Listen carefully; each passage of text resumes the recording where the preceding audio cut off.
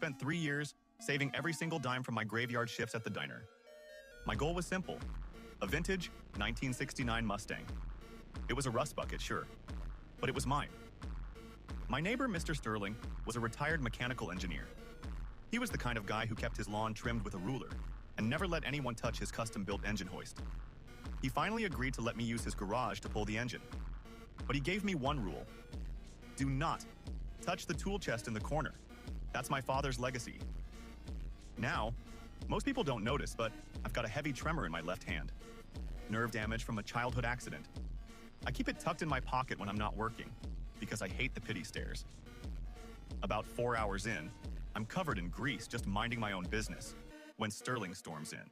He's white as a sheet, screaming that his grandfather's gold-plated torque wrench is gone. He didn't ask questions. He just saw my hand shaking in my pocket and assumed I was gripping the stolen goods. Before I could even exhale, he lunged. He grabbed my wrist and wrenched it back with everything he had, trying to force my hand open. The sound was like a dry branch snapping in a winter storm. It wasn't the tool, it was my wrist. The silence that followed was deafening. He realized I wasn't holding a wrench.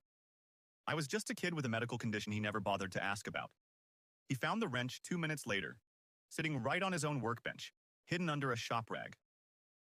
My family didn't back down. We took him to the cleaners. The settlement paid for the Mustang and a top-tier surgeon. But every time I hear a garage door open, my hand starts to shake, and it's not because of the nerves.